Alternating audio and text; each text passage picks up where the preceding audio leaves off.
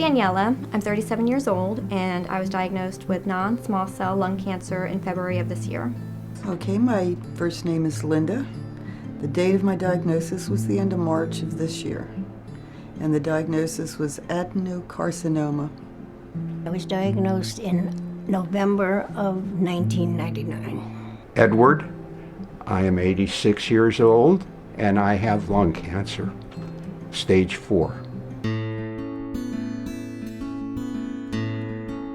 In some respects, it has restricted my activities. A bit over a year ago, they did not expect me to live, but I did survive, and I'm here today, and I'm rather active. I am able to do just about anything I would like to do. It's affected my life in many ways. I went from having a great career, full life, being very busy every day, to getting a diagnosis that nobody wants to hear, not being able to work, not being able to do a lot of things initially, and those are the physical things. But at the core, I think it's only made me stronger and brought out hopefully some qualities that were there before in a stronger force.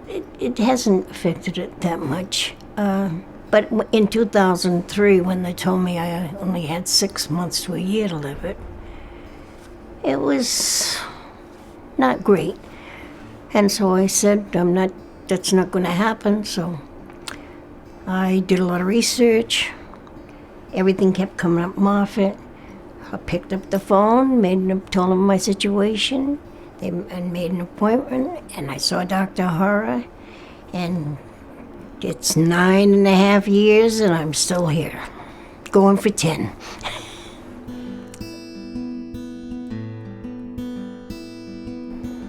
My biggest challenge has been staying motivated each day and staying positive through the many ups and downs of treatment, and just continuing to be an inspiration and a role model to others. The fatigue, I would say, and the uncertainty. The fatigue is tough for me because I'm used to a high energy lifestyle, and I don't mind being tired from hard work, but I don't like being tired before I start hard work. So yeah, I'd have to say that was the worst. My biggest challenge has been to accept the fact that I have an illness which is terminal in some respects, but yet you can live with it. And I fortunately have had very good treatment here at Moffitt, and I've been very happy with the results. And I don't know that there were any challenges. I'm just doing what I'm supposed to do, and with Dr. Hara as my doctor, I don't worry about anything, because I know that he's always ahead of me. He always knows what he's going to do next. And I don't have any challenges. I'm just happy.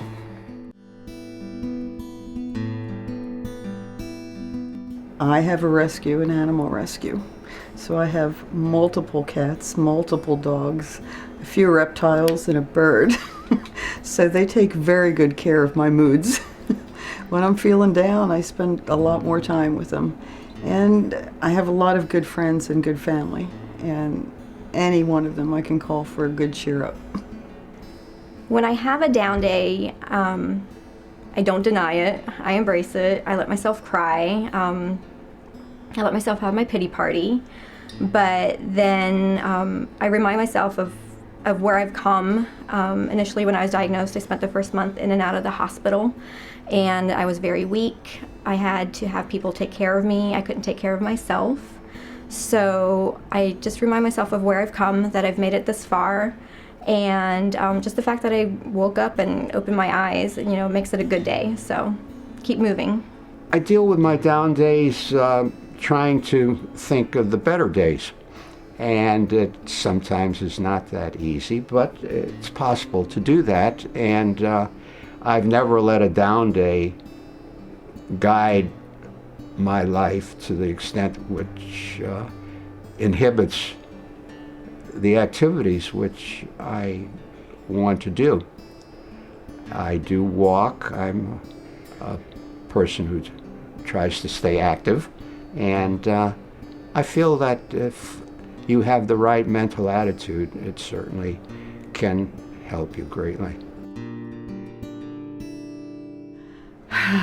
Great stories about survival and the smiles on the people here at Moffitt. Every day inspires me. I love every day. The days are not long enough. I'm never lonely. I have my books, I have my knitting, and I cook, and I'm happy every day to be alive. Well, I have a wonderful wife who has tended to me, and I look to our children, and they constantly call and keep in touch, always want to know what's happened after I've had my chemotherapy or whatever else has transpired. And I do volunteer work also. My family inspires me, my friends inspire me. Being able to continue to, connect with people, inspire people, be a role model for others, that definitely helps to keep me going. Quality of life for me means getting some of the independence back, but having learned that it's okay to be dependent on others as well. You don't always have to be the caregiver.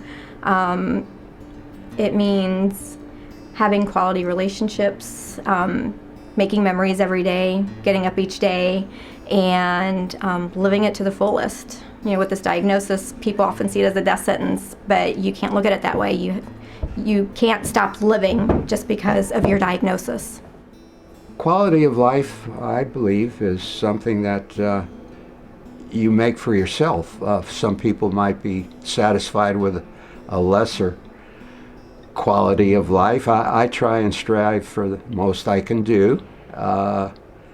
Try and maintain my activities, my strength, eat, and just keep a positive attitude.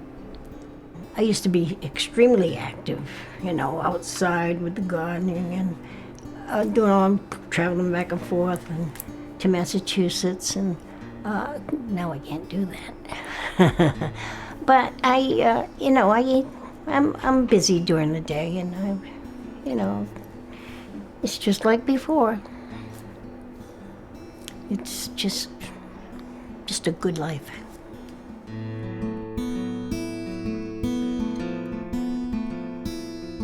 Surviving for longer than I'm expected to, and being one of the exceptions. I like being an exception, and to stay as healthy and active as I possibly can for the rest of my life. I've set several goals for myself. One was to live for 6 months past my diagnosis. I was pretty discouraged in the beginning, and I've made it well past the 6-month mark. And I continue to set short-term goals that I can reach, whether it's making it to holidays or family events, or being able to get back to work, things like that. Just you get up, every day, and every day brings new goals and challenges, and you just plug away and you keep doing them. Oh, well, goals are something that you have to kind of contemplate. I look forward to seeing my grandchildren getting up in years and having a good life, and I've seen some already, and I'm looking forward to seeing the rest of our 13 grandchildren get to the stages in life which are very, very beneficial to them. I'm looking forward to June 3rd of 2013, because then it will be 10 years that Dr. Hara has kept me alive.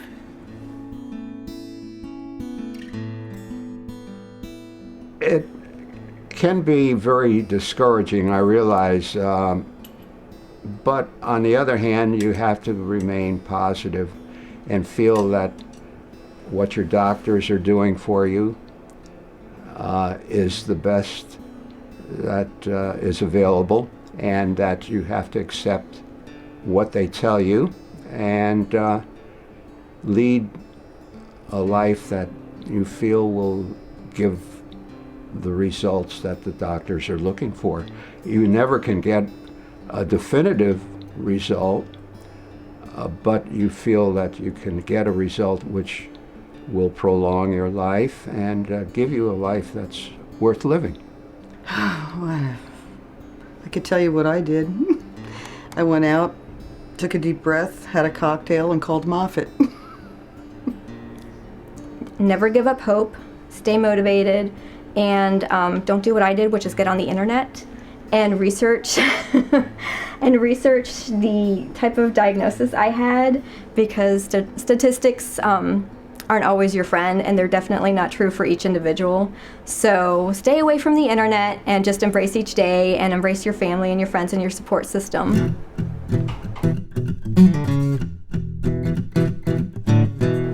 Hope. Hope. A lot of hope. Hope.